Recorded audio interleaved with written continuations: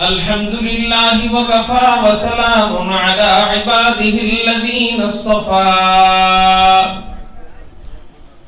صلى الله تعالى عليه وعلى آله وأصحابه وبارك وسلم تسليما كثيرا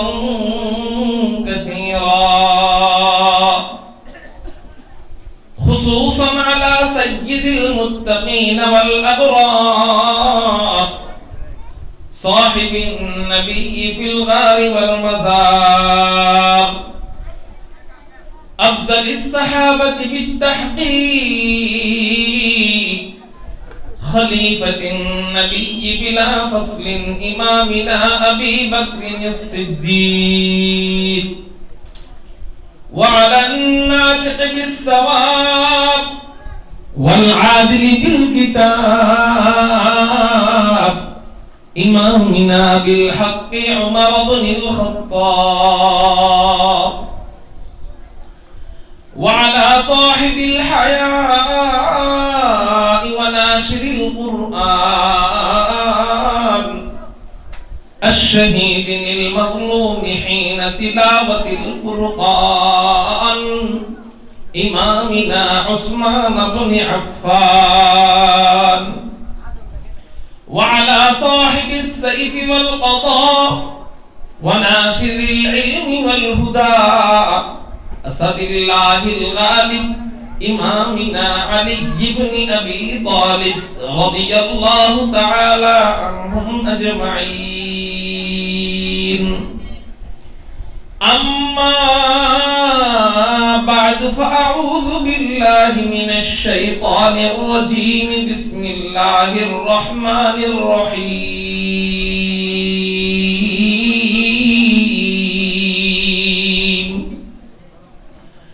قل إن كنتم تحبون الله فاتبعوني يحببكم الله ويغفر لكم ذنوبكم والله غفور رحيم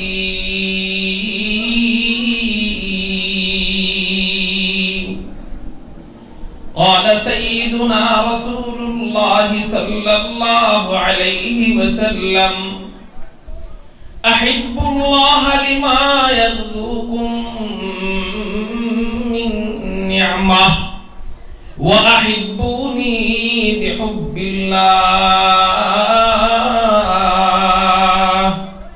وأحبوا أهل بيتي بحبي صدق الله مولانا العظيم وصدق رسوله النبي الأمي الكريم ونحن على ذلك لمن الشاهدين والشاكرين والذاكرين والحمد لله رب العالمين مقصده اگر تربیت لال بدخشا مقصده اگر تربیت لال بدخشا بے سود ہے پھٹکے ہوئے خورشید کا پرتاؤ بے سود ہے پھٹکے ہوئے خورشید کا پرتاؤ دنیا روایات کے پندوں میں گرفتار دنیا روایات کے پندوں میں گرفتار کیا مدرسہ والوں کی تگوداؤ کیا مدرسہ والوں کی تگوداؤ کر سکتے تھے جو اپنی زمانے کی امامات کر سکتے تھے جو اپنی زمانے کی امامت وہ کہن دماغ اپنے زمانے کے پیرو وہ کہن دماغ اپنے زمانے کے پیرو لا الہ الا اللہ ایک تو جوڑے محبت شد لا الہ ইল্লাল্লাহ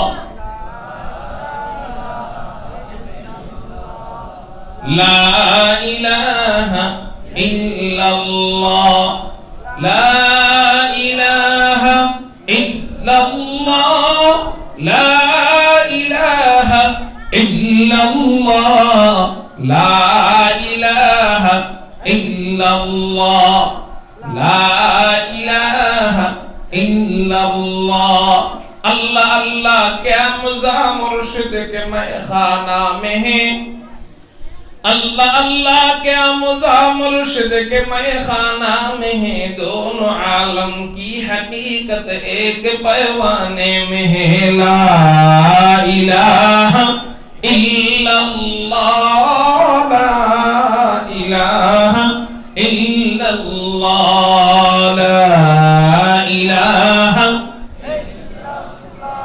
जोरे जोरे ला इलाहा इल्लल्लाह ला इलाहा इल्लल्लाह ला इलाहा इल्लल्लाह ला इलाहा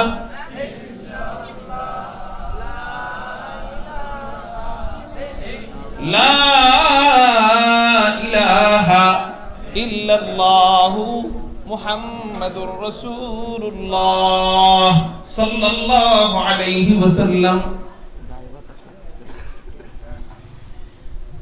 अल्हम्दुलिल्लाह ऊपर उठे अल्लाह जल्ला जलालुहु व अम्मा नवालुहुर दरबारे लाख कोटी शुक्रिया আদায় করি যে মহান রব্বে কায়নাত রব্বে করিম আমাদেরকে ময়মনসিংহ তারাকান্দা দাদরা বাজার রিয়াজুল জান্নাহ কিন্ডারগার্টেন মাদ্রাসার উদ্যোগে আয়োজিত তাফসীরুল কুরআন মাহফিলে রব্বে কায়নাত রব্বে করিম আমাদেরকে আসার বসার তৌফিক দান করেছেন। সেজন্য সবাই অন্তরের অন্তঃস্থল থেকে শুকরিয়া আদায় করি, বলি আলহামদুলিল্লাহ। আওয়াজ হয় নাই, এতগুলা মানুষের আওয়াজ, এতটুকু আওয়াজ এটা মানায় না। আকাশ পাতাল প্রকম্পিত করে উচ্চ কণ্ঠে চিৎকার দিয়ে বলি আলহামদুলিল্লাহ। আল্লাহর নাম বলতেও যার মজা লাগে, শুনতেও তার মজা লাগে, ঠিক না? ঠিক। अल्लाह अल्लाह क्या मजा मुर्शिद के मैखाना में है, अल्लाह अल्लाह क्या मजा मुर्शिद के मैखाना में है, दोनों आलम की हकीकत एक पैवाने में है, दोनों आलम की हकीकत एक पैवाने में है। अल्लाह नाम बोलतेও যার মজা লাগে, শুনতেও তার মজা লাগে। কেন মজা লাগবে না? আল্লাহ কুরআনুল কারীমের মধ্যে জানায় দেয় ফাযকুরুনি আযকুরকুম ওয়াশকুরুলি ওয়ালা তাকফুরুন।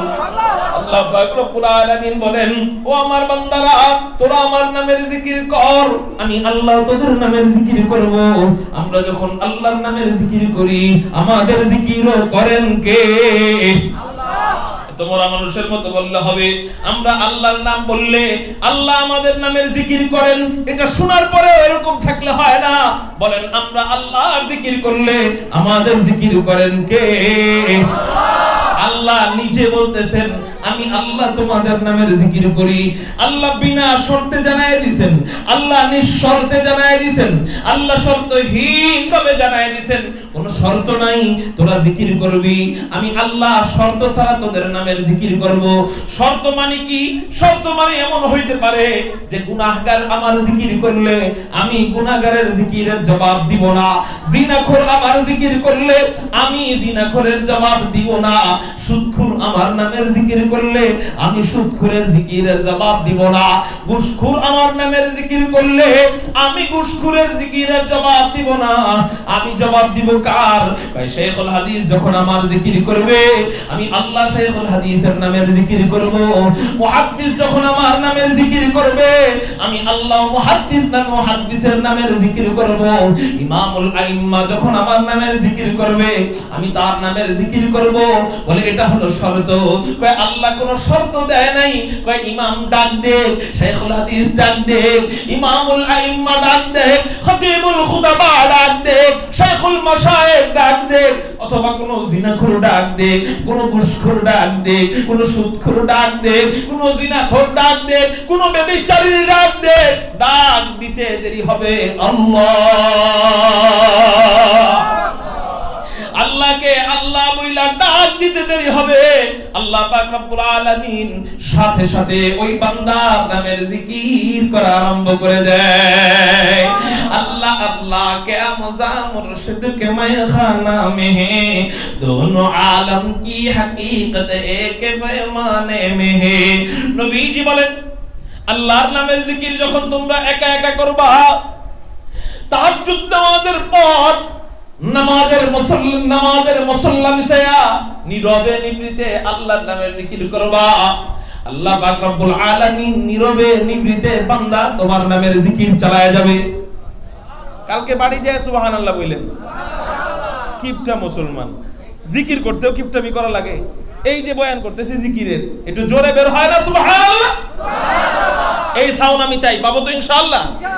ইনশাআল্লাহ তো মরে গেছে, আরো জোরে ইনশাআল্লাহ। নবীজি বলেন, কেউ যদি আল্লাহর নামের জিকির একা একা করে, আল্লাহ একা একা ওই বান্দার নামের জিকির করবে।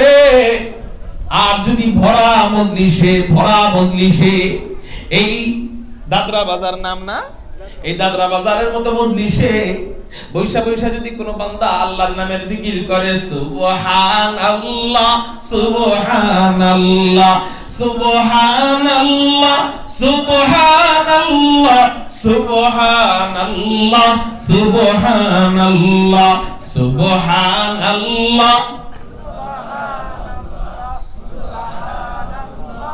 আল্লাহ পাক রব্বুল আলামিন তখন কি করেন? এই যে ভরা মজলিসে আমরা জিকির করতেছি, নবীজি বলেন আল্লাহ আরশে আযীমের সামনে ফেরেশতাদেরকে ডাক দিয়া বিশাল বড় মাহফিল কায়েম করে আল্লাহ পাক রব্বুল আলামিন দাদরা বাজারের মুসলমানদের নামের জিকির কোটি কোটি ফেরেশতাদের সামনে নিজে করা শুরু করে দেয়। এই যে একটা সাউন্ড দিলাম না, এই সাউন্ডটা কেন দিলাম? এই সাউন্ডটা দিলাম যে আসলে আল্লাহ কোটি কোটি ফেরেশতার সামনে জিকির করে। এই আবেগী হয়ে একটা সাউন্ড দিলাম। আমাদের বুজুর্গরা তারা প্রত্যেকটা জিকির এরকম আবেগী হয়ে আল্লাহর প্রতি প্রেম নিয়ে করতেন। আমাদের জিকির হয়ে গেছে ফকিন্নি মার্কা। কি মার্কা? এজন্য আমাদের জিকিরে কোনো কাজ হয় না। ফকিন্নি মার্কা জিকির বুঝছেন? ওই দেখবেন মসজিদের পাশে ফকির সারাদিন বসে বসে ভিক্ষা করে। ভিক্ষা করার সময় কার নাম বেশি কয়? কেমনে ভিক্ষা করে? আল্লাহ আল্লাহ গো আল্লাহ। আচ্ছা, এটা জিকির না? এটা জিকির না? কিন্তু ও ছোট্ট সময় থেকে নিয়ে বয়স 80 বছর ভিক্ষা করতে সময় আল্লাহ আল্লাহ নামের জিকির করছে। জিকিরের মাধ্যমে যদি আল্লাহ ওয়ালা হওয়া যাইতো, তাহলে বাংলাদেশের সবচেয়ে বড় আল্লাহ ওয়ালা হইতে ভিক্ষুকরা। কিন্তু এক ওয়াক্ত নামাজও পড়ে না। ঠিক না? ঠিক। এক ওয়াক্ত নামাজও পড়ে না। কেন? এত জিকির করে, জিকিরের মাধ্যমে না কলব পরিষ্কার হয়, দিল পরিষ্কার হয়, আল্লাহ ওয়ালা হয়। এত জিকির করে, তারপরে ও আল্লাহ ওয়ালা হইতে পারে না কেন? ওর আল্লাহ আল্লাহ এটা হলো দুনিয়া কামায়ের উদ্দেশ্য, ওর আল্লাহ আল্লাহ আল্লাহকে পাওয়ার উদ্দেশ্য না। এই জন্য ওর জিকিরের মাধ্যমে ওর দিল পরিষ্কার হয় না, জিকিরের মাধ্যমে ও আল্লাহ ওয়ালা হয় না। আর কোন বান্দা যখন আল্লাহর নামের জিকির, ওই যে একটা আবেগ নিয়ে বলবে, আল্লাহর প্রতি প্রেম নিয়ে বলবে যে এখনই তো আল্লাহ আমার নাম বলবে, আমিও বলবো, আল্লাহ বলবে, এই প্রেম নিয়ে একবার বলবে, ওই ভিক্ষুকের কোটিবার জিকিরের চেয়ে একবারের দাম আল্লাহর কাছে কোটি গুণ বেশি। আমাদের জিকির হয়ে গেছে ওই ফকিরের মতো। হুজুর বলতেছে কইতে সুবহানাল্লাহ, কই তো কই না, মুখটা বাইর করি তো করি না। ঠিক না ঠিক? এরকম হওয়া যাবে? আল্লাহর প্রতি প্রেম আর মহব্বত যার আছে, নেতার স্লোগানের সময় তো শিখাই দিতে হয় না যে কও আমগো নেতার চরিত্র ফুলের মতো পবিত্র, নামাজ পড়ে না এক ওয়াক্ত, নামাজ পড়ে না এক ওয়াক্ত, এটা তো শিখাই দিতে হয় না, সবই তো কইতে পারেন মাশাআল্লাহ। আল্লাহর নামের জিকির এত বলায় বলায় বলানো লাগে কেন? আর যেন বলানো লাগে না। আল্লাহর নামের জিকির বাঘ যেমন ওট পেতে থাকে শিকারী ধরার জন্য, এই ভরা মজলিসে আমরা ওট পেতে থাকবো, কখন সুযোগ আসে আল্লাহর নামটা বলবো। এখন আমি আর বলবো না, বলতে ইশারা দিব, দেখি তো সাউন্ড কেমন হয়। এই সাউন্ডটা চাই, পাবো তো ইনশাআল্লাহ? বয়ানের শেষ পর্যন্ত ক্লান্ত হবেন না তো ইনশাআল্লাহ? আমি আপনাদের সামনে একটি আয়াত তেলাওয়াত করছি। আল্লাহ বলেন, আউযু বিল্লাহি মিনাশ শাইতানির রাজীম।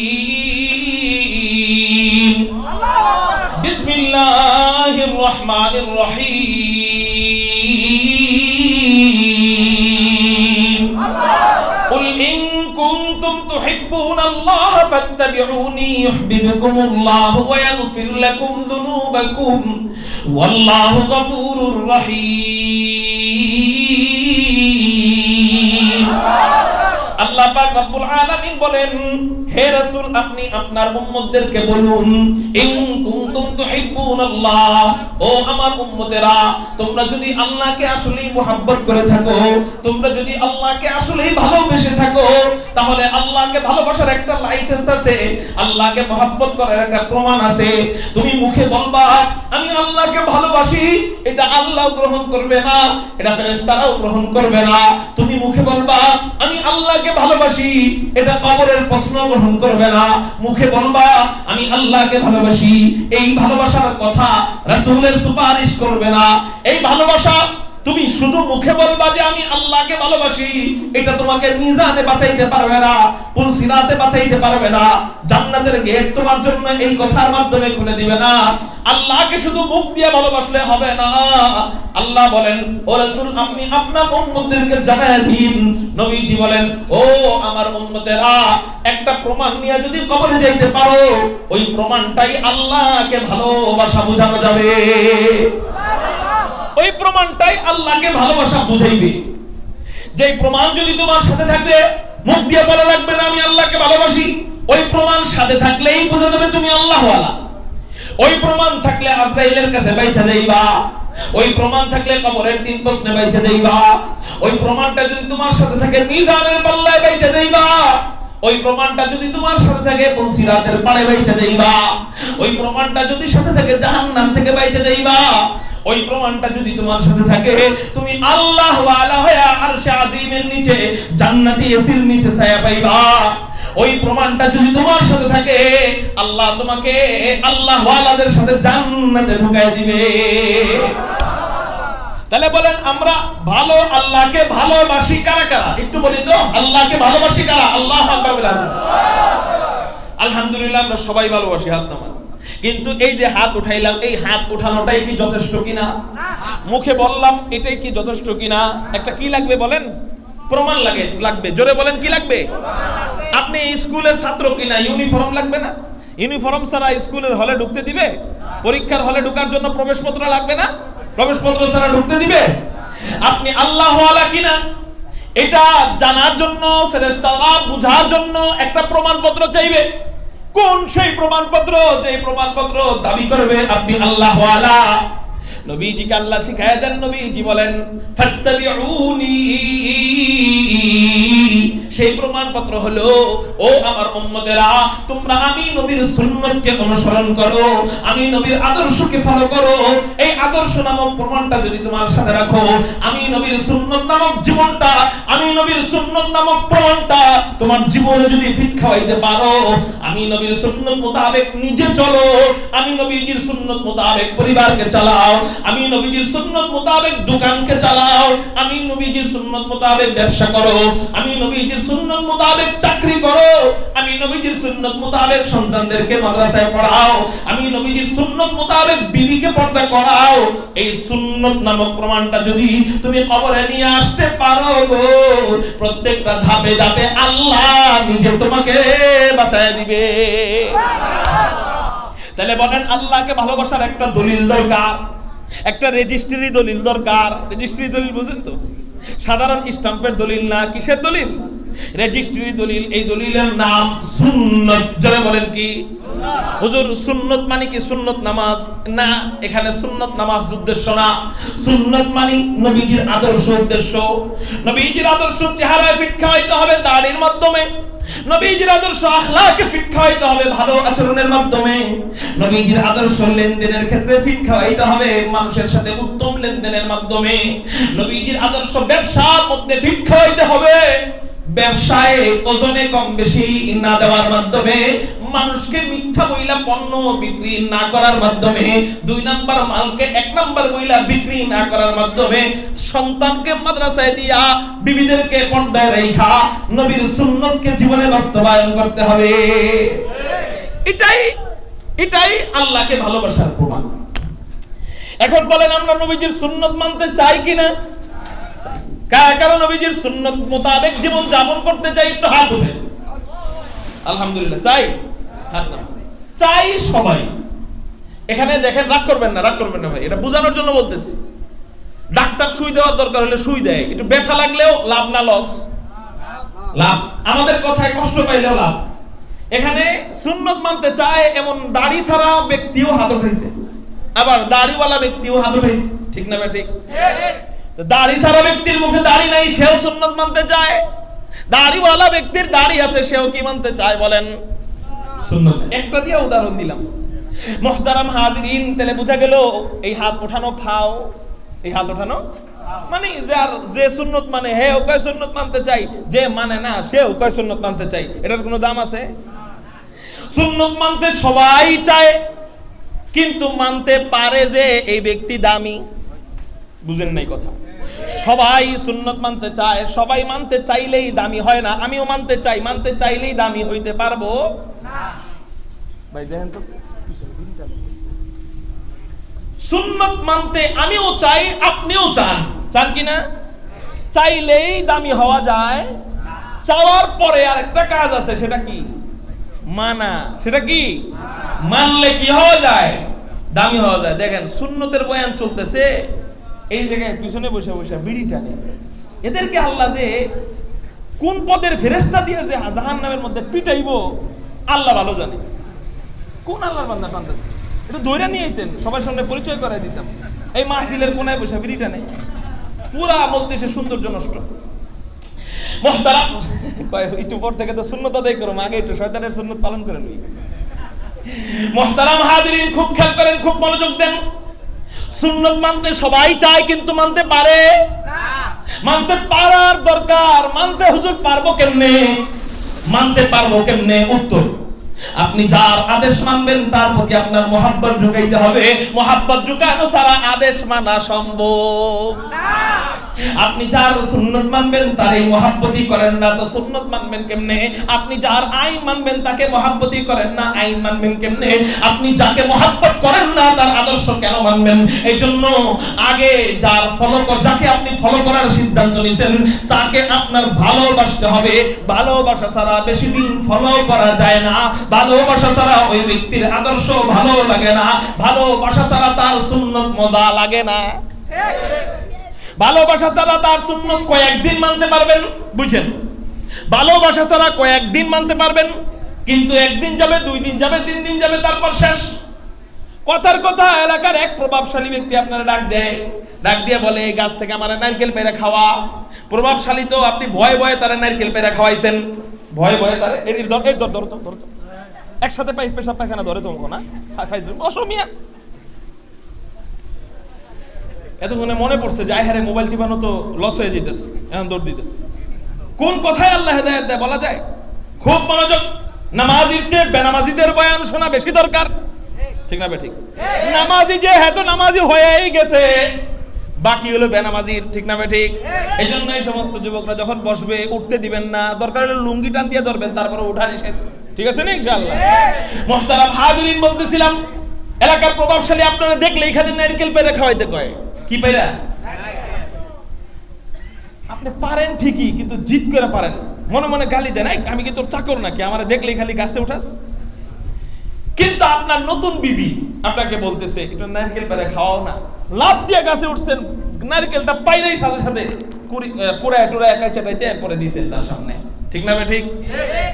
ওখানে আনন্দ পাইছেন। একই আদেশ এলাকার এক নেতা আপনারে দেওয়ার কারণে আপনি বিরক্ত হয়েছেন, একই আদেশ বিবি দেওয়ার কারণে আপনার কাছে কি লাগছে? ভালো লাগছে। একই আদেশ এক জায়গায় ভালো, এক জায়গায় খারাপ। কেন? মুহাব্বতের কম বেশ থাকার কারণে। নেতার প্রতি বা প্রভাবশালী ব্যক্তির প্রতি কি ছিল না, আর বিবির প্রতি কি ছিল?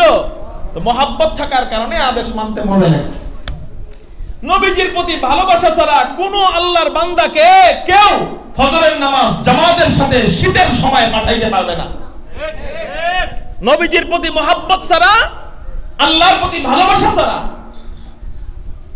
শীতের সময়, বুঝেন, গরমের সময় যাওয়া সহজ, শীতের সময় হজরের সময় কোনো বান্দাকে হজরের নামাজে তার বউ পাঠাইতে পারবে না, তার ছেলেও পাঠাইতে পারবে না, তার বাপ মাও পাঠাইতে পারবে না, একমাত্র রাসূলের ভালোবাসা তাকে মসজিদে নেবে। এখানে হুজুর আল্লাহর ভালোবাসাটা বেশি দরকার না? হ্যাঁ, আমি শুধু রাসূলের ভালোবাসা বললাম কেন? আল্লাহরে যে ভালোবাসে সে ঘরের মধ্যে চিন্তা করবে আমি ঘরের মধ্যে নামাজ পড়লে নামাজ তো অসুবিধা কি, কিন্তু রাসূলকে যে ভালোবাসে, আল্লাহরেও যে ভালোবাসে, সে ঘরে তো মসজিদেও যাবে, নামাজও পড়বে, নবীর সুন্নাত আদায়ের জন্য জামাতে পড়বে। কথাটা বুঝতে পারছেন?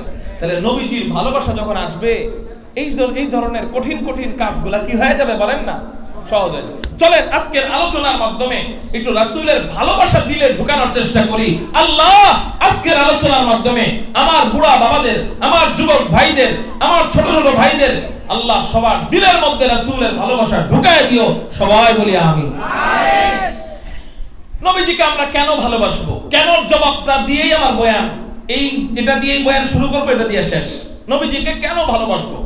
এক নাম্বার জবাব হাদিস থেকে দিব, দুই নাম্বার জবাব বিজ্ঞানের থিওরি মোতাবেক দিব।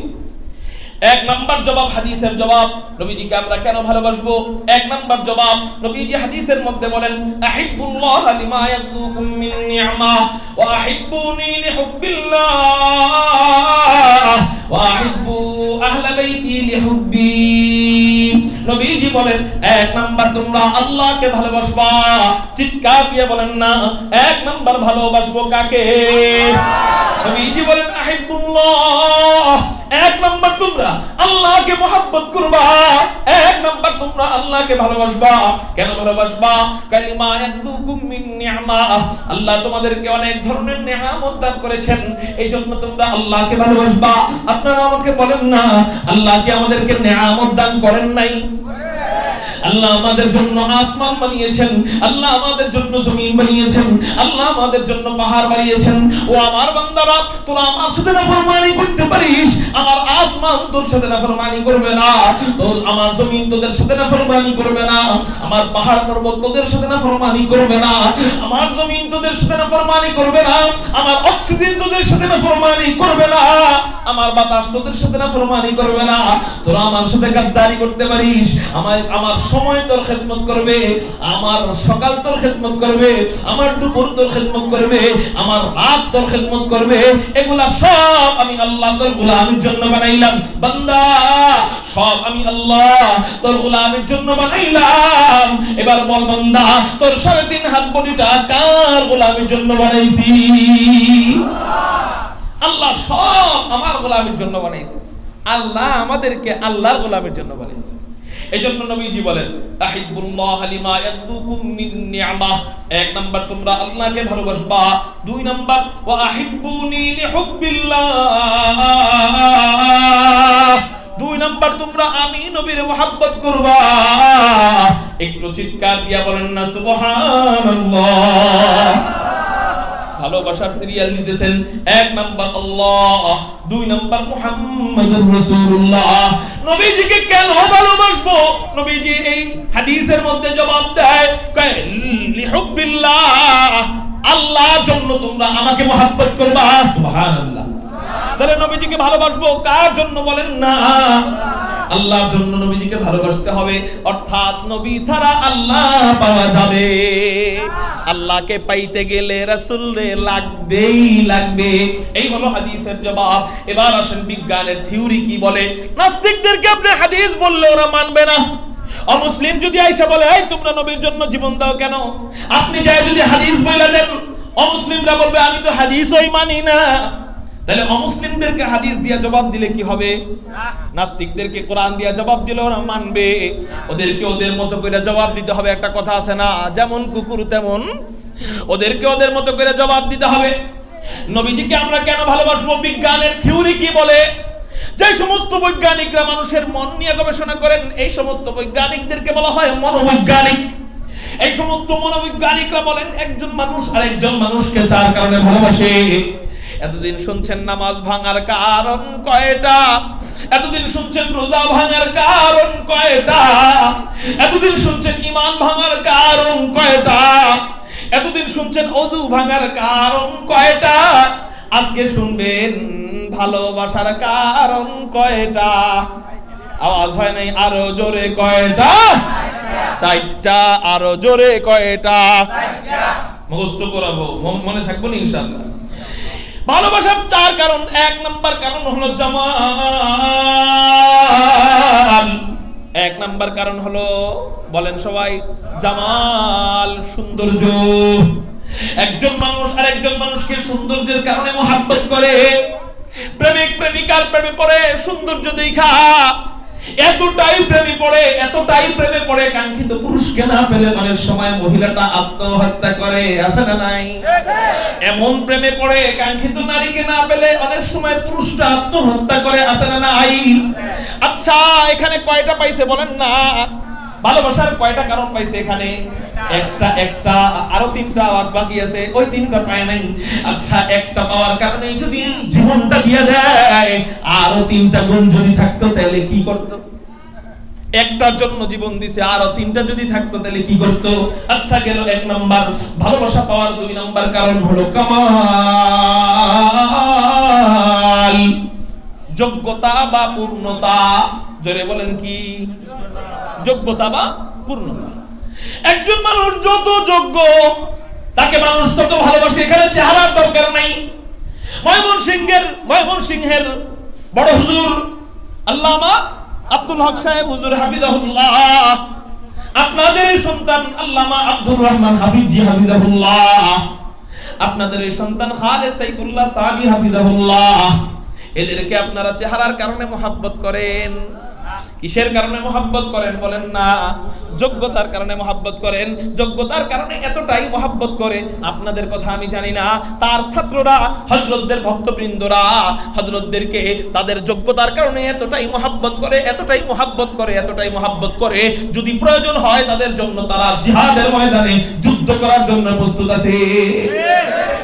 যদি তাদের ইজ্জত হেফাজত করবার জন্য ময়দানে রক্ত দিতে হয়, তারা প্রস্তুত। এটা বাস্তব ঘটনা। আল্লামা আহমদ শফি রহমাতুল্লাহ আলাইহির জন্য তার ছাত্ররা গুলি খাইছে।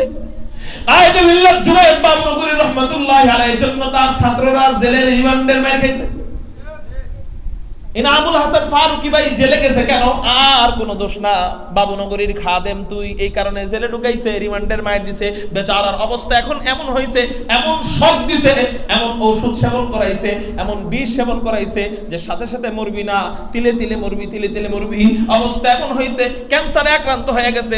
1.5 কোটি টাকার মতো অলরেডি 50-এর উপরে 50 লাখ চলে গেছে, আরো সামনে 1 কোটি, মোট 1.5 কোটি টাকার মতো অর্থের প্রয়োজন এই বেচারার চিকিৎসার জন্য। শুধু উস্তাদরে বাঁচাইতে গেছে। কাকে? 100 কোটি টাকার অফার দিছে। 100 কোটি টাকার অফার দিব, 100 কোটি টাকা তোকে দেওয়া হবে, তুই শুধু তোর উস্তাদের বিরুদ্ধে একটু কলম ধরবি, আর কিছু না। উস্তাদের ব্যাপারে একটু তহমত দিবি যে হুজুরে ঝামেলা করছে, ছাত্রদের সাথে অন্যায় করছে, শুধু এতটুক লিখবি উস্তাদের লেনদেন খারাপ। ছাত্র বলছে আমার জীবন নিয়ে যা, আমার জীবন আমি বিলীন করে দিতে পারি, তারপরে উস্তাদের বিরুদ্ধে 1 জাররা পরিমাণ আমি তহমত দিতে রাজি না। মুহতারাম হাজিরিন, তাহলে এই যে ভালোবাসছে, জীবন দিছে তাদের ছাত্ররা, চেহারা দেখা, কি দেখা বলেন না? যোগ্যতা দেখা। তাহলে মানুষকে ভালোবাসে, জীবন দিয়ে মহব্বত করে। দ্বিতীয় কারণ হলো যোগ্যতা। 3 নাম্বার কারণ হলো ইহসান, দয়া। জোরে বলেন না, 3 নাম্বার কারণ কি? ব্যক্তিটা বড় দয়ালু, এই জন্য মানুষ তারে ভালোবাসে। এই তো আপনাদের পাশেই মনে হয় বাড়ি, মনু মিয়া, আপনাদের আশপাশেই ছিল মনু মিয়া। এই মানুষের মৃত্যুর খবর শুনলেই ঘোড়া নিয়ে কবর খুঁজতে চলে যেত, ঠিক না ভাই? ঠিক মনে হয় ফুলপুরের এদিকেই বাড়ি, হালুয়াঘাটে, এই আশপাশেই আপনাদের এই ময়মনসিংহ বিভাগের ভিতরে। এই মানুষটা মানুষকে ভালোবাসতো, এই জন্য এই মানুষটা মারা যাওয়ার পর মানুষ কাঁদছে কিনা? এলাকার মানুষ কাঁদছে, তার যোগ্যতাও নাই, তার সৌন্দর্যও নাই, কি দেখে ভালোবাসে? দয়া দেখা। ব্যক্তিটা বড় দয়ালু, এই জন্য মানুষ তার ভালোবাসে। ভালোবাসার 4 নাম্বার কারণ হলো পরবাদ, আত্মীয়তা। আত্মীয়তার কারণে একজন আরেকজনকে ভালোবাসে। বিবিকে আপনি আগে জীবনেও ভালোবাসতেন না, বিয়ের আগে বিবিকে চিনতেনই না, বিবিকে আপনি জানতেনই না। অপরিচিত 2টা দেহ এক করে দেওয়ার পর এবার এত ভালোবাসেন যে এক মেসওয়াক দিয়ে মেসওয়াক করেন, এক ব্রাশ দিয়ে ব্রাশ করেন। কখনো সে অসুস্থ হয়ে গেলে আপনি তার মাথা চিপে দেন, কখনো আপনি অসুস্থ হয়ে গেলে আপনার মাথা সে চিপে দেয়। এমন অবস্থা হয়, একটা সময় বুড়া হয়ে যায়, চেহারার সৌন্দর্য নষ্ট হয়ে যায়, মাগার বুড়া বুড়ির ভালোবাসা কমে না। মুহতারাম হাজিরিন, এই যে ভালোবাসা, জীবন দিয়ে মহব্বত করার অবস্থা কেন তৈরি হয়? এই 4 কারণের যে কোনো একটা কারণ থাকা লাগে, যে কোনো এক কারণে মানুষ জীবন দিয়ে দেয়। আচ্ছা, 4 কারণের যে কোনো একটার জন্য যদি জীবন দিয়ে দাও, ও মুসলমান, আল্লাহ যদি কোনো ব্যক্তির ভিতরে 4টা গুণ দিয়ে দেয়, সুবহানাল্লাহ বলেন, কোন ব্যক্তির ভিতরে যদি আল্লাহ কয়টা গুণ দিয়ে দেয়? বলেন না, 4টা গুণ দিয়ে দেয়, তাকে জীবন দিয়ে মহব্বত করার দরকার আছে না নাই? হযরত আল্লাহ কি কারো ভিতরে 4 গুণ দিয়েছিলেন কিনা? আমি বলবো হ্যাঁ দিয়েছিলেন। ভাই কে তিনি? ভাই তিনি হলেন হাদিকুল, তিনি ফখরে রাসূল, তিনি ইমামুল আম্বিয়া, তিনি সাইয়্যিদুল আম্বিয়া, তিনি সাইয়্যিদুল খালায়েক, তিনি আহমদ মুজতাবা, তিনি মুহাম্মদুর রাসূলুল্লাহ সাল্লাল্লাহু আলাইহি ওয়াসাল্লাম কে আল্লাহ ভালোবাসার 4টা গুণ পরিপূর্ণভাবে দান করেছিলেন। একটু চিৎকার দিয়া বলেন না সুবহানাল্লাহ। এই গুণগুলা কি কি? 1 নাম্বার গুণ হলো জামাল, সৌন্দর্য। আমার নবী কেমন সুন্দর ছিলেন, চলেন আপনাদেরকে একটু হাদিস থেকে শোনায় দেই। তিরমিজি শরীফের হাদিস, হযরত জাবের বর্ণনা করেন, আন জাবির ইবনে সামুরা রাদিয়াল্লাহু তাআলা আনহু قال রাআইতু রাসূলুল্লাহ সাল্লাল্লাহু আলাইহি ওয়াসাল্লাম ফি লাইলাতিন ইদহিয়ান ওয়া আলাইহি হুল্লাতুন হামরা। হযরত জাবের বলেন, হুজুর আকরাম সাল্লাল্লাহু আলাইহি ওয়াসাল্লামকে আমি এক চন্দ্রোজ্জ্বল রজনীতে, এক চাঁদের রজনীতে আমি নবীজিকে দেখতে পাইলাম।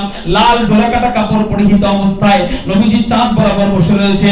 হযরত জাবের বলেন, আমার দিলের ভিতরে সব সময় জাগ্রত হইতো, আসলে আসমানের চাঁদ বেশি সুন্দর না নবীজি বেশি সুন্দর? সব সময় দিলে প্রশ্নটা উঠতো, আসমানের চাঁদ বেশি সুন্দর না হুজুর আকরাম সাল্লাল্লাহু আলাইহি ওয়াসাল্লাম বেশি সুন্দর? কিন্তু আমি মিলাইতে পারতাম না। কেন? আসমানের পূর্ণিমার চাঁদ যখন পাই, তখন জমিনের পূর্ণিমার চাঁদ মুহাম্মদুর রাসূলুল্লাহকে পাই না।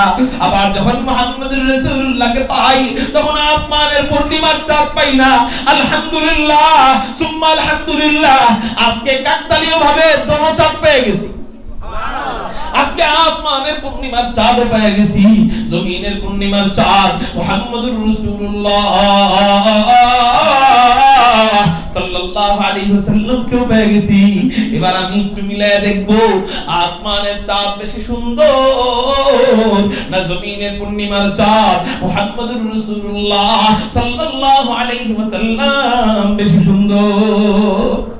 হযরত জাবের এই নিয়ত করে বলেন, ফাজআলতু আনজুরু ইলাইহি ওয়া ইলাল কমার, আমি একবার নবীজির দিকে তাকাইলাম, আর একবার আসমানের চাঁদের দিকে তাকাইলাম, একবার নবীজির দিকে তাকাইলাম, আর একবার আসমানের চাঁদের দিকে তাকাইলাম। বারংবার এমন করার পর আমার দিল সাক্ষী দিতে বাধ্য হলো, ফালাহু ইনদি আহসানু মিনাল কমার, আসমানের পূর্ণিমা চাঁদের চেয়ে হুজুর আকরাম সাল্লাল্লাহু আলাইহি ওয়াসাল্লামের চেহারা মুবারক কোটি কোটি কোটি কোটি গুণ বেশি সুন্দর। একটু চিৎকার দিয়া বলি না সুবহানাল্লাহ। এইজন্যই তো হযরতে আম্মা জান আয়েশা রাদিয়াল্লাহু তাআলা আনহাকে রমণীরা জিজ্ঞাসা করে, ওগো আম্মা জান আয়েশা, বলো তো দেখি হযরতে ইউসুফ বেশি সুন্দর না তোমার স্বামী মুহাম্মদ বেশি সুন্দর? সুবহানাল্লাহ। প্রশ্নটা সহজ না কঠিন? কঠিন প্রশ্ন। আমাদেরকে প্রশ্ন করলে আমরা বলতাম কেন আমাদের নবীজি বেশি সুন্দর, অসুবিধা নেই, আমাদেরকে আপত্তি করবে না। কিন্তু হযরতে আম্মা জান আয়েশা যদি বলতেন আমাদের নবীজি মুহাম্মদুর রাসূলুল্লাহ সাল্লাল্লাহু আলাইহি ওয়াসাল্লাম বেশি সুন্দর, মানুষ প্রশ্ন করতে পারে, এখানে ইশকাল থাকে এখানে যে জামাই কালা হইলেও তো বিবি সুন্দর কবে? ঠিক না বেটি? জামাই কালো হইলেও তো বিবি সুন্দর বলে। আর যদি বলে ইউসুফ বেশি সুন্দর, এখানেও বিপদ। কেন? আমাদের নবীজির খাটো বানাইছে, হযরতে ইউসুফকে বড় বানাইছে। এইজন্য হযরতে আয়েশা রাদিয়াল্লাহু তাআলা আনহা হিকমতে জবাব দিলেন, ওয়াল কুরআনিল হাকীম, কুরআন হলো হিকমত ওয়ালা। এই কুরআন যে পড়ে, এই কুরআন যারা পড়ায়, আল্লাহ তাদেরকেও হিকমত ওয়ালা বানায়া দেয়। হযরতে আম্মা জান আয়েশা রাদিয়াল্লাহু তাআলা আনহা জবাব দিলেন, দেখো আমি তো হযরতে ইউসুফকে দেখি নাই, আপনাদের কষ্ট হইতেছে নাকি? দেখো আমি তো হযরতে ইউসুফকে দেখি নাই, এইজন্য আমি জানি না কে বেশি সুন্দর, কিন্তু আমি একটা যুক্তি পেশ করতেছি, তোমরা মিলায় দেখো। কয় কি যুক্তি? কয় হযরতে ইউসুফকে দেখা মিশরের রমণীরা হাত কাটছিল, হাত, কিন্তু আমার স্বামী মুহাম্মদকে একবার যারা দেখার মতো দেখছে, তারা শুধু হাত নয়, তারা নিজের তাজা কলিজা পর্যন্ত কাইটা দিয়া দেয়। ও আগামী দিনের সৈনিকেরা, তোমাদেরকেও যদি ওই নবীর ইজ্জতকে হেফাজত করবার জন্য রক্ত আর কলিজা দিতে ডাক দেয়, রাসূলের খতম নবুয়তের চেয়ারকে সমুন্নত করবার জন্য উলামায়ে কেরাম যদি আপনাদেরকে তাজা কলিজা দিতে ডাক দেয়, হযরতে হামজার মতো তাজা কলিজা ঢেলে দিতে প্রস্তুত আছেন কারা কারা? আল্লাহু আকবার বলে দুই হাত আল্লাহর রাজি আছেন ইনশাআল্লাহ?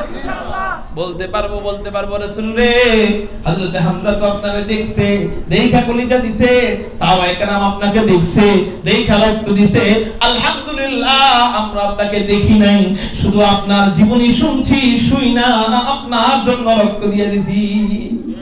নিয়ত রাখবো, নিয়ত থাকলে রিয়াদুস সালিহিনের 4 নম্বর হাদিসের মধ্যে পাওয়া যায়, কোন বান্দা যদি জিহাদের নিয়ত তীব্র রাখে, কোন বান্দা যদি ভালো কাজের নিয়ত তীব্র রাখে, কোন বান্দা যদি নামাজের নিয়ত তীব্র রাখে, কোন বান্দা যদি রোজার নিয়ত তীব্র রাখে, মানে সহি নিয়ত করে, কিন্তু রোজাটা রাখার আগে মারা গেল, নামাজের সুযোগ আসার আগে মারা গেল, জিহাদের সুযোগ আসার আগে মারা গেল, আল্লাহ পাক রব্বুল আলামিন হাসরের ময়দানে ওই নিয়তের উসিলায় ওই ভালো কাজটা করলে যেই সওয়াব হুবহু সমান সমান সেই সওয়াব শুধু নিয়তের কারণে দিয়ে দিবেন। তাহলে আমরা নিয়ত রাখতে পারি কিনা? জিহাদের সময় যদি আইসা যায়, রাসূলের জন্য যদি রক্ত দেওয়ার সুযোগ আইসা যায়, ইনশাআল্লাহুল আজিজ হাসতে হাসতে নবীজির জন্য জীবন দিব তো ইনশাআল্লাহ। এই হলো নবীজির চেহারা। হযরত আয়েশা জবাব দিলেন, হযরতে ইউসুফকে দেখা তো মিশরের রমণীর হাত কাটে হাত, কিন্তু আমার স্বামী মুহাম্মদকে যারা একবার দেখার মতো দেখে, তারা শুধু হাত নয়, তারা হযরতে হামজার মতো তাজা কলিজা কাইটা কাইটা কুচি কুচি করে নবীজির জন্য দিয়ে দেয়। সুবহানাল্লাহ। এই হলো হযরতে আয়েশা বলেন, নবীজির একজন কবি ছিলেন, নাম হলো হযরতে হাসান বিন সাবিত। নাম কি বলেন? নবীজির কবি নাম সবাই বলেন হযরতে হাসান বিন সাবিত। হযরতে হাসান বিন সাবিত কি বলেন? নবীজির কাছে যায় বলতেছেন, ইয়া রাসূলুল্লাহ, ইয়া হাবিবাল্লাহ, আপনার শানে আমি একটা কবিতা বানাইছি, বলবো নি? নবীজি বলেন, বলো কবিতা।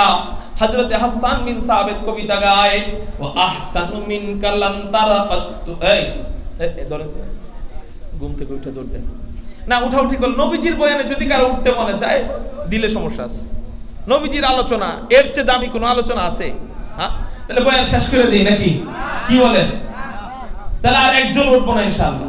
এই ফাঁকা জায়গাটা পূরণ করেন, আমার নজর এই জায়গায় বেশি থাকে। এই জায়গায় যদি ফাঁকা থাকে তাহলে কেমন হয়? এই জায়গাটা থাকে। এমনিই তো মাশাআল্লাহ বক্সের অবস্থা, মাইকের অবস্থা খুব নাজেহাল, এর মধ্যে যদি আপনারা উঠাউঠি করেন, বয়ান আর চালানো সম্ভব না।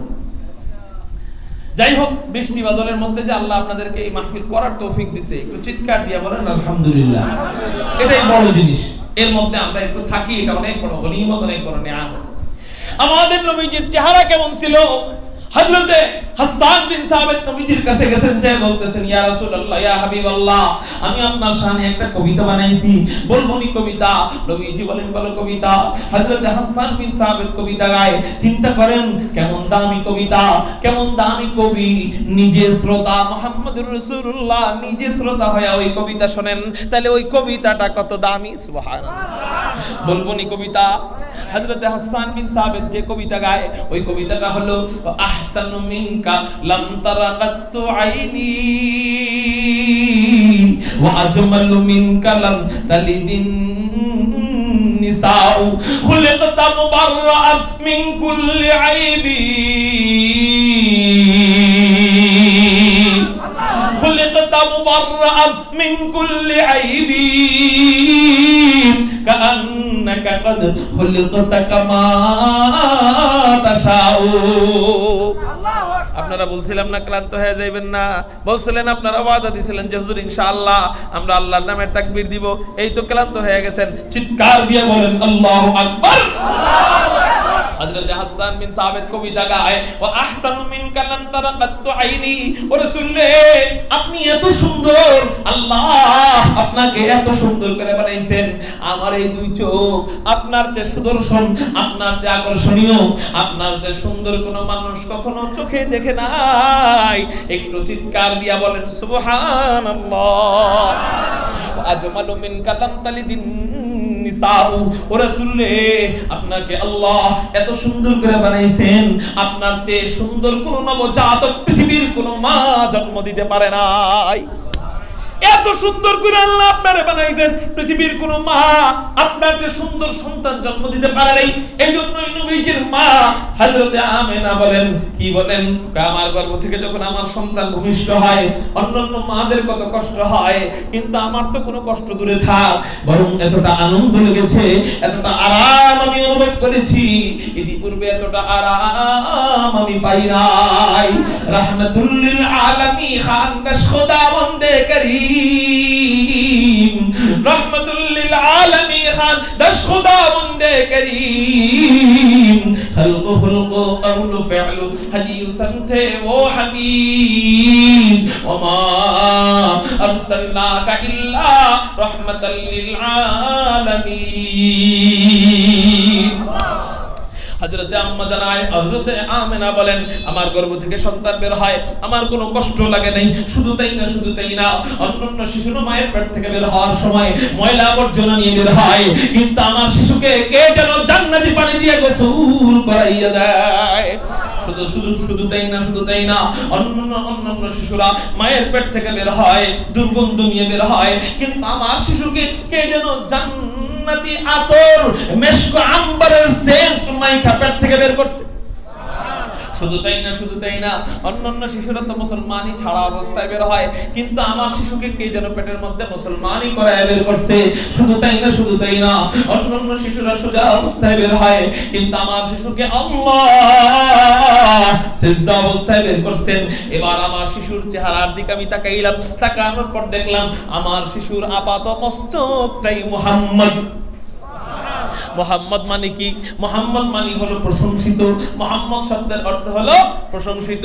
হযরতে আমেনা বলেন, আমি আমার শিশুর চেহারার দিক তাকাইলাম, চেহারাটা মুহাম্মদ, থুতনির দিক তাকাইলাম, থুতনিটা মুহাম্মদ, গালের দিক তাকাইলাম, গালটা মুহাম্মদ, ঠোঁটের দিক তাকাইলাম, ঠোঁটটা মুহাম্মদ, নাকের দিক তাকাইলাম, নাকটা মুহাম্মদ, চোখের দিক তাকাইলাম, চোখটা মুহাম্মদ, পাপড়ির দিক তাকাইলাম, পাপড়িটাও মুহাম্মদ, চাহনির দিক তাকাইলাম, চাহনিটাও মুহাম্মদ, আল্লাহু আকবার, ভুরুর দিক তাকাইলাম, ভুরুটাও মুহাম্মদ, কপালের দিক তাকাইলাম, কপালটাও মুহাম্মদ, মাথার দিক তাকাইলাম, মাথাটাও মুহাম্মদ, চুলের দিক তাকাইলাম, চুলটা মুহাম্মদ, কাঁধের দিক তাকাইলাম, কাঁধটা মুহাম্মদ, সিনার দিক তাকাইলাম, সিনাটাও মুহাম্মদ, হাত পায়ের দিক তাকাইলাম, হাত পাটাও মুহাম্মদ, আঙ্গুলিগুলোর দিক তাকাইলাম, আঙ্গুলিগুলোও মুহাম্মদ। হযরত আমেনা আল্লাহকে বলেন, আল্লাহ এমন কি শিশু তুমি আমাকে দান করলা, যে শিশুর আবাদ মস্তক মুহাম্মদ, এমন দামি শিশু, এমন হাই কোয়ালিটি শিশুর নাম আমি কি রাখতে পারি?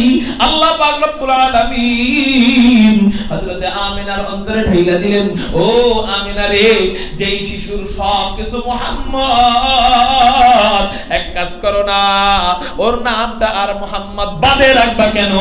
এক কাজ করো না, ওর নামটাও রাইখা দাও মুহাম্মদ। লা ইলাহা और इल्लल्लाह में नुक्ता नहीं, ला इलाहा और इल्लल्लाह में नुक्ता नहीं।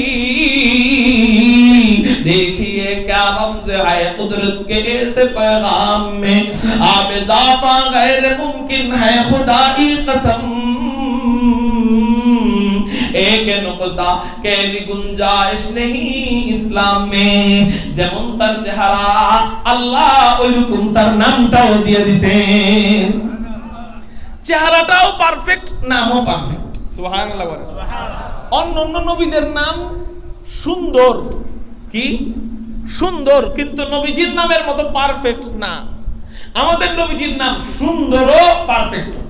যেমন আল্লাহ লিখতে অক্ষর লাগে 4টা, নবীজির নাম আল্লাহ দিবেন মুহাম্মদ, এখানেও লিখতে অক্ষর আল্লাহ দিয়া দিবেন 4টা। সুবহানাল্লাহ। রাসূল আমি আল্লাহ আমার নামের ভিতরে এই 4 অক্ষরের ভিতরে কোনো নুকতা রাখি নাই। তোমার ভিতরে নুকতা দিলে বেজার হইতে পারো। ও রাসূল শুনে নাও, আমার নামের 4 অক্ষরেও কোনো নুকতা নাই, মুহাম্মদ নামের 4 অক্ষরেও আমি আল্লাহ কোনো নুকতা দেই নাই। এবার 2 নাম দিয়ে কালেমা বানাইছে। ভাই কি কালেমা? লা ইলাহা ইল্লাল্লাহ মুহাম্মাদুর রাসূলুল্লাহ। রাসূল অর্ধেক আমার আর অর্ধেক তোমার। লা ইলাহা ইল্লাল্লাহ এতটুক আমার, মুহাম্মাদুর রাসূলুল্লাহ এতটুক তোমার। আমার অংশের ভিতরে আমি আল্লাহ অক্ষর রাখছি 12টা, তোমার অংশ মুহাম্মাদুর রাসূলুল্লাহ। এই মুহাম্মাদুর রাসূলুল্লাহ আমি আল্লাহ অক্ষর দিয়া দিলাম 12টা। শুধু তাই না, শুধু তাই না, আমি রাসূলের আমি আল্লাহর 12 অক্ষরের ভিতরে কোনো নুকতা রাখি নাই। লা ইলাহা ইল্লাল্লাহ এই 12 অক্ষরে আমি আল্লাহ কোনো নুকতা রাখি নাই। ও রাসূল তোমার কালেমার অংশ মুহাম্মাদুর রাসূলুল্লাহ, এই 12 অক্ষরে আমি আল্লাহ কোনো নুকতা রাখি নাই। একটু চিৎকার দিয়া বলেন সুবহানাল্লাহ। কয়টা মিল পাইলাম বলেন? 4টা মিল। কয়টা মিল পাইছি বলেন? এই 4টা মিল অন্য কোন নবীর নাম আনলে হবে না। এই 4টা মিল নবীজির বংশধর থেকে কারো নাম আনলে হবে না। যেমন আমাদের নবীজির বংশধারা, আমাদের নবীজির নাম মুহাম্মদ, তার পিতার নাম আব্দুল্লাহ, তার পিতার নাম আব্দুল মুত্তালিব, তার পিতার নাম হাশিম, তার পিতার নাম আব্দুল মুনাফ, তার পিতার নাম কুসাই, তার পিতার নাম কিলাব, তার পিতার নাম কিরাহ, তার পিতার নাম কাআব, তার পিতার নাম লুই, তার পিতার নাম গালিব, তার পিতার নাম ফিহর, তার পিতার নাম মালিক, তার পিতার নাম নজর, তার পিতার নাম কিনানা, তার পিতার নাম খুজাইমা, তার পিতার নাম মুদরিকা, তার পিতার নাম ইলিয়াস, তার পিতার নাম মুদার, তার পিতার নাম নিজার, তার পিতার নাম মাআদ, তার পিতার নাম আদনান, তার পিতার নাম উদাদা, তার পিতার নাম মুতাব্বিন, তার পিতার নাম নাহু, তার পিতার নাম গায়রাহা, তার পিতার নাম ইয়ারুব, তার পিতার নাম ইয়াসজুব, তার পিতার নাম নাবিদ, তার পিতার নাম হযরত ইসমাঈল, তার পিতার নাম আবুনা হযরত ইব্রাহিম আলাইহিমুস সালাতু ওয়াস সালাম। আপনারা মরে গেছেন, শেষ, আমি যাইগা যাবোগা। তাও বুঝে না কেন বলতেছি, তাও বুঝে না যে আমি কেন জায়গা বলতেছি। চলে যাওয়ার কথা কেন বলতেছি বুঝে না। একটু জোরে যে সুবহানাল্লাহ কবে এটা পায় না। এত কাইষ্টা মানুষ হয়। আমি টিয়া চাইছি, হ্যাঁ একটু জোরে বল না সুবহানাল্লাহ। রাগ করছেন কাকা? মুহতারাম হাজিরিন, মুহতারাম হাজিরিন, এই যে কয়জনের নাম বললাম এর মধ্যে সুন্দর কিছু নাম আছে না? কতগুলা নাম বলছি না? এর মধ্যে সুন্দর কিছু নাম আছে। যেমন হযরত ইব্রাহিমের নাম সুন্দর নাকি অসুন্দর? হযরত ইসমাঈলের নাম সুন্দর। আর একটা সুন্দর নাম আছে এখানে ইলিয়াস, এই নামটাও সুন্দর। তো হযরত আমাদের নবীজির নাম তো আল্লাহ। মুহাম্মদ নাম না রাইখা ইব্রাহিম নামও রাখতে পারতেন, মুহাম্মদ নাম না রাইখা ইসমাঈলও নাম রাখতে পারতেন। আমি বলবো হ্যাঁ রাখতে পারতেন, রাখলে অসুবিধা ছিল না। কিন্তু ওই যে একটু আগে বলছিলাম 4টা মিল, ওই 4 মিলের একটা মিলও অন্য নাম আনলে আর পাওয়া যেত না। যেমন লা ইলাহা ইল্লাল্লাহ কোনো নুকতা নাই, মুহাম্মাদুর রাসূলুল্লাহ নুকতা নাই। লা ইলাহা ইল্লাল্লাহ অক্ষর যে কয়টা, মুহাম্মাদুর রাসূলুল্লাহ অক্ষর সেই কয়টা। এবার অন্য নাম আনেন, দেখেন আমাদের নবীজির নাম যদি মুহাম্মদ নাম না রাইখা ইব্রাহিম রাখতো তাহলে কেমনে হইতো? লা ইলাহা ইল্লাল্লাহ ইব্রাহিম রাসূলুল্লাহ কয় মিলে না। লা ইলাহা ইল্লাল্লাহ ইসমাঈল রাসূলুল্লাহ কয় মিলে না। কেন? কয় অক্ষরও বাইরে যায়, নুকতাও আইসা যায়, কয় মিলবে না, বাদ দাও। লা ইলাহা ইল্লাল্লাহ আদম রাসূলুল্লাহ কয় মিলে না। কেন মিলে না? অক্ষর কয়মা যায়। লা ইলাহা ইল্লাল্লাহ ঈসা রাসূলুল্লাহ কয় মিলে না। কেন মিলে না? অক্ষর আইসা যায়, নুকতা আইসা যায়।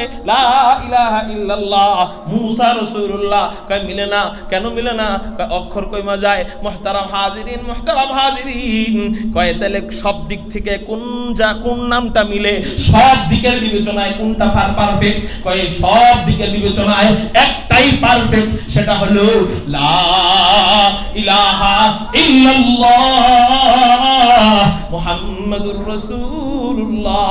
চিৎকার দিয়া বলেন না সাল্লাল্লাহু আলাইহি ওয়াসাল্লাম। তো বলতেছিলাম যেমন তার চেহারা ওইরকম তার নাম, যেমন তার নাম ওইরকম তার চেহারা। মুহতারাম হাজিরিন, নাম নিয়ে যদি আলোচনা করি সারা রাত চলে যাবে। শুধু নাম নিয়ে আলোচনা শেষ হবে না। যেহেতু আপনাদের কষ্ট হইতেছে, অনেক রাত হয়ে গেছে, একটা অলসতা ভাব দেখা যাইতেছে, ঘুম ভাব দেখা যাইতেছে, এই জন্য আমি নাম নিয়ে আর আলোচনা করলাম না। যেহেতু চেহারার আলোচনা শুরু করছিলাম, চেহারার আলোচনাটা শেষ করে আমার বয়ান শেষ করে ফেলবো। মুহতারাম হাজিরিন, এই হলো তার চেহারা। এজন্যই হযরত আমেনা বলেন, আল্লাহ আমি যেই দিকটা তাকাই ওই দিকটাই মুহাম্মদ। আল্লাহ কয় সব দিক মুহাম্মদ, নাম আর মুহাম্মদ বাদে থাকবে কেন? নামটাও রাইখা দাও মুহাম্মদ। সুবহানাল্লাহ। আর সবকিছু প্রশংসিত। এইজন্যই হযরত হাসান বিন সাবিত নবীজির কবি বলেন, আজমালু মিন কালাম তালিদিন নিসাউ, পৃথিবীর কোন মা, পৃথিবীর কোন মহিলা আপনার চেয়ে সুন্দর কোন সন্তান জন্ম দিতে পারে নাই। একটু চিৎকার দিয়া বলেন সুবহানাল্লাহ। এই হলো নবীজির চেহারা। আচ্ছা, এতক্ষণ নবীজির চেহারা সৌন্দর্য কে কে বর্ণনা করছেন বলেন তো আপনারা? সদল বলীয় লোকেরা যদি প্রশংসা করে এটা বেশি গ্রহণ হবে, না বিরোধী দলের লোক প্রশংসা করলে এটা মানুষের কাছে বেশি গ্রহণীয়? হ্যাঁ, নিজের দলের লোক প্রশংসা তো এমনিও করবে অমনিও করবে, ঠিক না? ঠিক। আওয়ামী লীগের লিডারের প্রশংসা আওয়ামী লীগের কর্মীরা তো এমনিও করবে অমনিও করবে। বিএনপির লিডারের প্রশংসা তো বিএনপিরা এমনিও করবে অমনিও করবে, ঠিক না? ঠিক। কিন্তু আওয়ামী লীগের প্রশংসা বিএনপি করবে না, বিএনপির প্রশংসা আওয়ামী লীগ করবে না। যদিও এখন একটু কিয়ামত এসে যেতেছে না, এখন আবার ভিন্ন কথা, এখন এর কথা ভাই জানি না, মাফ করে দিয়ে। সকালে ছিল বিএনপি আওয়ামী লীগ, এখন হয়ে গেছে বিএনপি, ঠিক না? ঠিক আছে না? নাই সত্যিকারের বিএনপি যারা এবারে আগের থেকে মানুষ চিনে, এরা ভালো মানুষ। কিন্তু আগে আসলে আওয়ামী লীগ, এখন হঠাৎ করে বিএনপি হয়ে এখন চাঁদাবাজি করে, আছে না? নাই এই সমস্ত চাঁদাবাজ বিএনপির ভিতর থেকে যদি বের করেন আপনাদের দল আল্লাহ কবুল করবে। এই সমস্ত চাঁদাবাজ যদি থাকে এই দলকে মানুষ আওয়ামী লীগের চেয়ে বেশি ঘৃণা করবে। কারণ ভাত পচলে খাওয়া যায়, পান্তা ভাত বানায়, ভাত পচলে কি করা যায়? পান্তা ভাত বানায় খাওয়া যায়, বিরিয়ানি পচলে আর খাওয়া যায় না, ঠিক না? ঠিক। আল্লাহ বুঝার তৌফিক দান করুক। মুহতারাম হাজিরিন, যার যার কর্মীরা লিডারের প্রশংসা করবে এটাই স্বাভাবিক, কিন্তু বিরোধী দলের লোকেরা কখনো তার প্রশংসা করে না। হযরত এতক্ষণ পর্যন্ত যারা আমার নবীর চেহারার প্রশংসা করছেন তারা তো সব নিজের দলের লোক। যেমন হযরত জাবের প্রশংসা করছেন, জাবের কে? কয় নবীজির সাহাবী। হযরত আমেনা প্রশংসা করছেন, আমেনা কে? কয় নবীজির মা। হযরত আয়েশা প্রশংসা করছেন, কয় আয়েশা কে? কয় নবীজির বিবি। হযরত হাসান বিন সাবিত প্রশংসা করছেন, কয় তিনি কে? কয় তিনি নবীজির সাহাবী, নবীজির কর্মী, নবীজির কবি। তাহলে সব নিজের দলের লোক। বিরোধী দলের কেউ তো নবীজির প্রশংসা করে নাই। আমি বলবো মিয়া, আমার নবীরে বিএনপি আওয়ামী লীগের নেতার সাথে মিলাইলে চলবে না। আল্লাহ আমাদেরকে এক পিস নেতা দিবেন, এই নেতার প্রশংসা একমাত্র এই নেতারই প্রশংসা শুধু মানুষ করে নাই, ওই নেতার গুণাবলী দেইখা, শুধু দেইখা কালেমা পড়ে মুসলমান হয়ে গেছে। নবীজির চেহারার প্রশংসা করতে হয় নাই। প্রশংসা বড় জিনিস না, কোনো কাজ দেখা কালেমা পড়া, ধর্ম ত্যাগ কইরা, তার ধর্ম ত্যাগ কইরা আরেক ধর্মে ঢুকা বড় জিনিস। কোনটা বড় জিনিস? প্রশংসা বড় জিনিস না ধর্ম ত্যাগ বড় জিনিস? ধর্ম ত্যাগ বড় জিনিস। আমার নবীর চেহারা দেখা শুধু প্রশংসা করে নাই। এমন বহু সাহাবী আছে শুধু চেহারা দেখা কালেমা পড়ে মুসলমান হয়ে গেছে। আপনাদের কষ্ট হইতেছে, একটা হাদিস কি বলবো নি? একটা হাদিস বলবো নি? এই হাদিসটা বইলে আমার বয়ান শেষ করে দিই। মুহতারাম হাজিরিন, হযরত আব্দুল্লাহ ইবনে সালাম ইহুদিদের নেতা ছিলেন, ইহুদিদের পণ্ডিত ছিলেন। নাম কি বলেন? আব্দুল্লাহ ইবনে সালাম। ওনার বাড়ি ছিল মদিনায়। হাদিসটা তিরমিজি শরীফের ভিতরে এসেছে। হযরত আব্দুল্লাহ ইবনে সালাম বলেন, মুহাম্মদ নামক এক ব্যক্তি হিজরত করে মদিনায় আসলো। চায়ের গোটা দেওয়ার আওয়াজ কি আমার কান পর্যন্ত এসে যায়। খেয়াল করেন, খুব খেয়াল করেন। আব্দুল্লাহ ইবনে সালাম বলেন, মুহাম্মদ নামক এক ব্যক্তি মক্কা শরীফ থেকে হিজরত করে মদিনায় আসলো। মানুষ তাকে দেখার জন্য ভিড় জমায়, ভালো লাগে, মুসলমান হয়। হযরত আব্দুল্লাহ ইবনে সালাম বলে, ভালো লাগে, মুসলমান হয়। আমি যেহেতু ইহুদিদের নেতা, আমি যেহেতু ইহুদিদের পণ্ডিত, মানুষের যাচাই বাছাই আর আলেমদের যাচাই বাছাই এক। আব্দুল্লাহ ইবনে সালাম যেহেতু ইহুদিদের আলেম, তাওরাতের আলেম, জাবুরের আলেম, ইনজিলের আলেম, উনি চিন্তা করলেন সাধারণ মানুষ দেখে ভালো লাগে, মুসলমান হয়, চাকচিক্যের পিছনে মানুষ দৌড়ায়, কিন্তু আলেমরা তো আর চাকচিক্যের পিছনে দৌড়ায় না, আলেমরা কেরামতি দেখাইলেই তারে পীর বাবা মনে করে না, আলেমরা যাচাই বাছাই করে ইলম দিয়া। কি দিয়া বলেন না? হযরত আব্দুল্লাহ ইবনে সালাম বলেন, আমি একটু যাচাই বাছাই করব ইলম দিয়া, এটা সত্য নবী না মিথ্যা নবী। যাচাই বাছাই করার জন্য উনি 3টা প্রশ্ন ঠিক করছেন, কঠিন 3টা প্রশ্ন। উনি জানেন এই 3 প্রশ্নের উত্তর নবী ছাড়া আর কেউ দিতে পারে না। 1 নম্বর প্রশ্ন হলো কিয়ামতের পূর্বে সর্বপ্রথম বড় আলামত কোনটা? 2 নম্বর প্রশ্ন হলো জান্নাতীরা জান্নাতে যাওয়ার পর আল্লাহ পাক রব্বুল আলামিন জান্নাতীদেরকে কোন খাবার দিয়ে সর্বপ্রথম মেহমানদারি করাবেন? 3 নম্বর প্রশ্ন হলো সন্তানের চেহারা কখনো বাবার মতো কেন হয়, আবার কখনো মায়ের মতো কেন হয়? বলেন তো সহজ প্রশ্ন না কঠিন প্রশ্ন? এই কঠিন 3টা প্রশ্ন নবীজিকে আটকানোর জন্য ঠিক করছেন, যাচাই বাছাই করার জন্য ঠিক করছেন। হযরত আব্দুল্লাহ ইবনে সালাম যাচাই বাছাই করার জন্য নবীজির দরবারে যাইতেছেন। অন্যান্য ইহুদিরা জিজ্ঞাসা করে, ও পণ্ডিত মশাই, ও নেতা সাহেব, তুমি কই যাও? আব্দুল্লাহ ইবনে সালাম বলেন, কে নাকি নবী দাবি করছে, আমি উনারে একটু আটকাইতে যাই। তাহলে আমরাও আপনার সাথে যাব, আমরাও খেলা দেখব। আপনি একা যাচাই বাছাই করবেন কেন? আমরাও দেখব এটা আসলে সত্য নবী না মিথ্যা নবী। এবার আমরাও আপনার সাথে যাব। আব্দুল্লাহ ইবনে সালাম বিশাল বড় ইহুদিদের কাফেলা নিয়ে নবীজির দরবারে রওনা হয়ে গেছেন। নবীজির কাছাকাছি যখন গেছেন, নবীজি তখন মসজিদে নববীতে বয়ান করতেছিলেন, এই হাদিস তেলাওয়াত করতেছিলেন। আফশুস সালাম ওয়া আতঈমুত তুআম وصلوا بالليل والناس نيام تدخلوا الجنة بسلام। হযরত আব্দুল্লাহ ইবনে সালাম দূর থেকে এই হাদিসের পাঠ শুনতেছিলেন, এখনো নবীজিকে দেখেন নাই।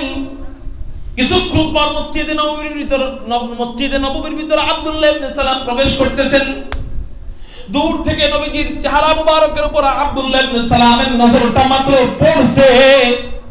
যেই মাত্র নজরটা পড়ছে, 100 কিলোমিটার গতির গাড়ি হার্ট ব্রেক করলে যেমন হয়, হযরত আব্দুল্লাহ ইবনে সালাম ওইভাবে হার্ট ব্রেক খেয়ে দাঁড়ায় গেছেন। অন্যান্য ইহুদিরা বলেন, ও আব্দুল্লাহ ইবনে সালাম, যাও, প্রশ্ন করো না কেন, যাচাই বাছাই করো না কেন? তুমি না এই নবীরে আটকাইতে আসছো, আটকাও না কেন? আব্দুল্লাহ ইবনে সালাম বলেন, ও মিয়ারে, আটকাবো কি, যাচাই বাছাই করব কি? আমি তো চেহারা দেখে নিজেই আটকায় গেছি। লাইসা বিওয়াজহিন কাযাব, এত সুন্দর চেহারাওয়ালা ব্যক্তি, এত চমৎকার চেহারাওয়ালা ব্যক্তি কখনো মিথ্যা নবী হইতে পারে না।